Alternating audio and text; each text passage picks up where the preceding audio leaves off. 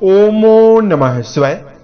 दोस्तों, मिथुन राशि वाले जातकों का इस चैनल पे स्वागत है। इस वीडियो में हम आपको बताने जा रहे हैं मिथुन राशि वाले जातकों के लिए साल 2024 में 1 से लेकर 15 फरवरी तक का समय किस प्रकार जाने वाला है। फरवरी महीने की इन 15 दिनों की समयावधि में ग्रहों की गोचरी अवस्था के आधार पर मिथुन राशि वाले जातकों के जीवन में किस प्रकार की स्थिति और संभावनाओं का निर्माण होने वाला है,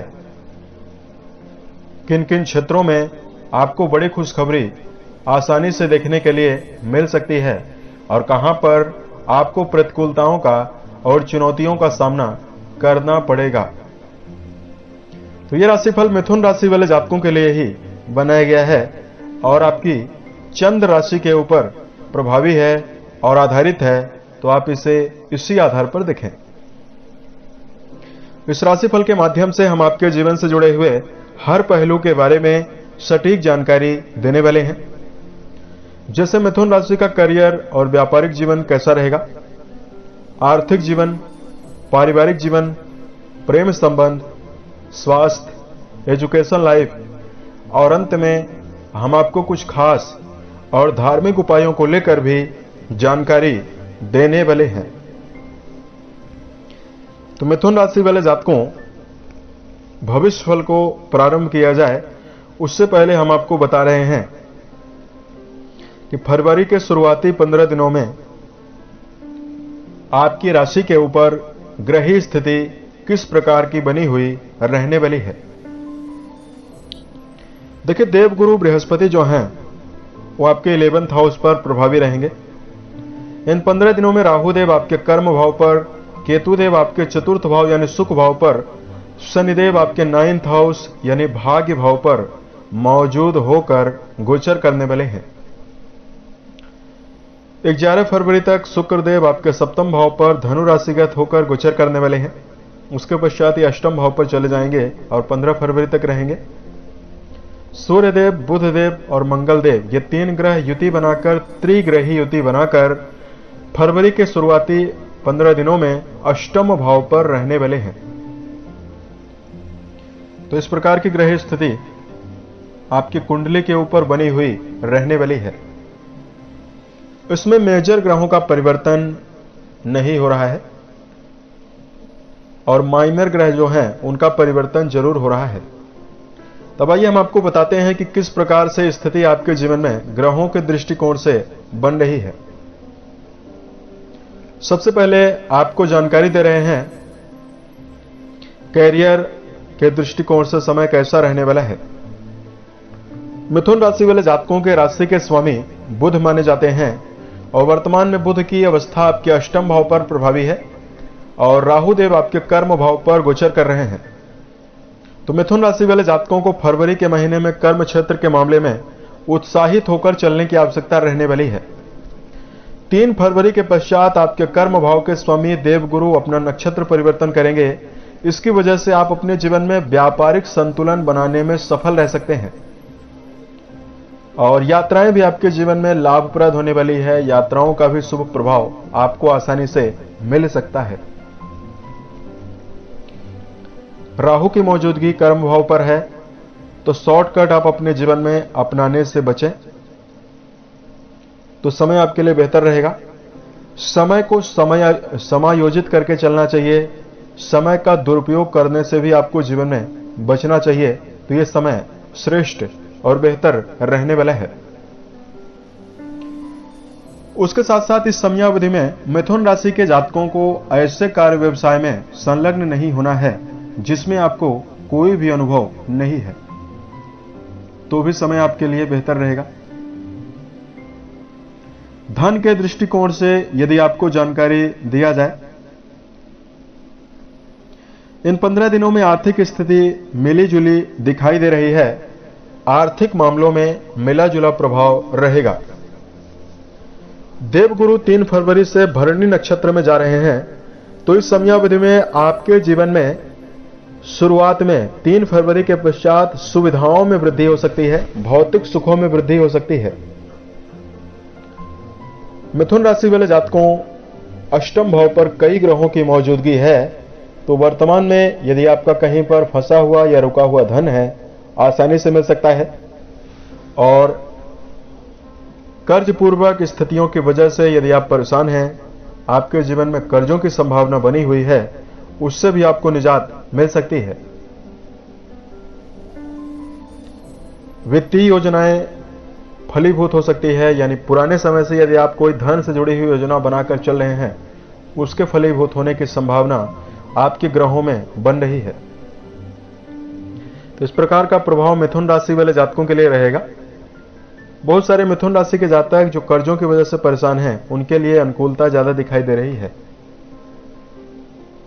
पारिवारिक जीवन के दृष्टिकोण से यदि आपको जानकारी दिया जाए, पारिवारिक जीवन के लिए समय मिला जुला परिणाम देने वाला है। राहु केतु का प्रभाव आपके लिए श्रेष्ठ नहीं है। केतु देव आपके चतुर्थ भाव पर प्रभावी हैं।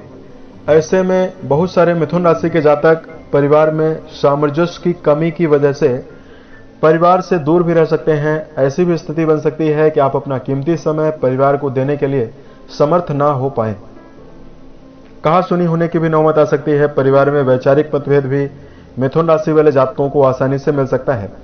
यहां पर आपको ध्यान यह रखकर चलना है, वाणी के द्वारा कटु शब्दों का प्रयोग ना करें और सामंजस्य बैठाकर चलें। यदि परिवार में कोई नकारात्मकता या प्रतिकूलता बन भी रही है, तो आपको अपनी सूझबूझ के द्वारा उसको ठीक कराने का प्रयास करना चाहिए, बेहतर करने का प्रयास करना चाहिए। तो यह समय आपके लिए बेहतर रहने वाला है।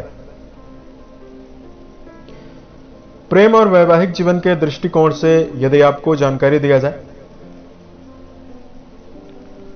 तो मिथुन राशि वाले जातकों जो पंचम भाव है वो प्रेम जीवन को परिलक्षित करता है, प्रेम जीवन को रिप्रेजेंट करता है। और पंचम भाव के जो स्वामी हैं वो आपके सप्तम भाव पर प्रभावी अवस्था में गोचर कर रहे हैं।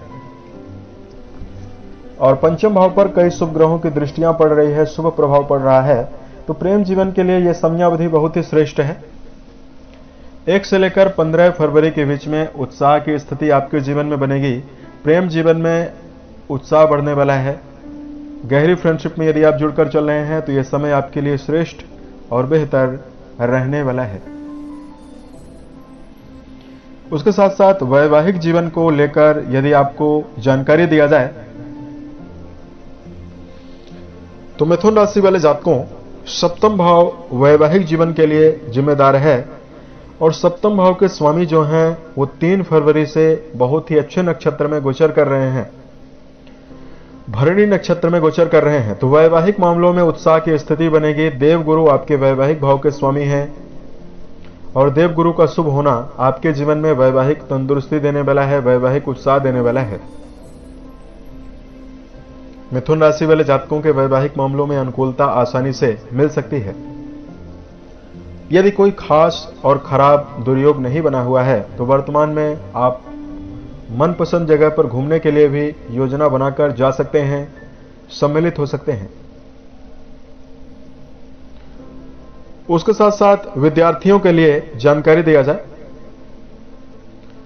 शिक्षा के क्षेत्र में चल रहे मिथुन राशि वाले जातकों के लिए स्थिति बेहतर रहने वाली है। 11 फरवरी तक शुक्रदेव बहुत ही बेहतर हैं और देवगुरु का पंचम भाव पर प्रभाव है। तो शिक्षा के क्षेत्र में यह समय शुभता आसानी से आपको देने वाला है। स्वास्थ्य को लेकर जानकारी दिया जाए, मिथुन राशि वाले जातकों राशि के स्वामी जो हैं अष्टम भाव पर प्रभावी हैं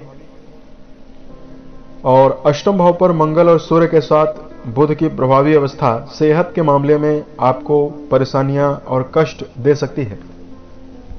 तो मिथुन राशि वाले जातकों को इस समयावधि में सेहत का विशेष ध्यान रखकर चलना चाहिए। 15 तारीख तक सूर्यदेव आपके अष्टम भाव पर प्रभावी हैं। आंखों में जलन, छाती में दर्द, अकड़न की प्रॉब्लम, पेट जनित समस्या परेशान कर सकती है। इसलिए मिथुन राशि वाले जातकों को इस समयावधि में मिनरल वाले भोज्य पदार्थों का सेवन करना है, दिनचर्या व्यवस्थित बनाकर चलना है, सोने जागने की आदत का ध्यान रखकर चलना है, वाहन चलाते समय सावधानी बरतनी है। तो यह समय आपके लिए श्रेष्ठ और बेहतर रहने वाला है। अब आपको धार्मिक उपाय की जानकारी दिया जाए। मिथुन राशि वाले जातकों, इस समयावधि में धार्मिक दृष्टिकोण से यह उपाय आपको जरूर करने की आवश्यकता रहने वाली है। बुध महाराज आपके अष्टम भाव पर प्रभावी हैं, तो आपको संभव पूर्ण रूपेण विष्णु सहस्त्रनाम का पाठ जरूर करना है, स्थिति बेहतर रहने वाली है। या नारायण कवच, इसका भी पाठ आप जरूर करें। प्रतिदिन सूर्योदय के पहले सोकर जरूर उठें और इससे आपके मन में उत्साह की स्थिति बनेगी। गौ माता को अपने हाथों से हरा चारा जरूर डालें और गाय की यदि आप सेवा करते हैं तो स्थिति आपके लिए श्रेष्ठ बनने वाली है। इससे आपके राशि के स्वामी बुध की जो अनुकूल अवस्था नहीं है वो आपके लिए श्रेष्ठ बनेगी। बुधदेव आपको शुभ प्रभाव दे सकते हैं। माता पिता गुरुजनों का सम्मान करें। छल कपट से आपको बचना चाहिए। तो यह समय आपके लिए काफी श्रेष्ठ रहने वाला है। उम्मीद है यह जानकारी मिथुन राशि वाले जातकों को बेहतर लगी। यदि आप आने वाले समय में अन्य वीडियोज को देखना चाहते हैं जो ज्योतिष विज्ञान, धर्म और दैनिक राशिफल से संबंधित होंगे, इस चैनल को सब्सक्राइब जरूर करें। ओम नमः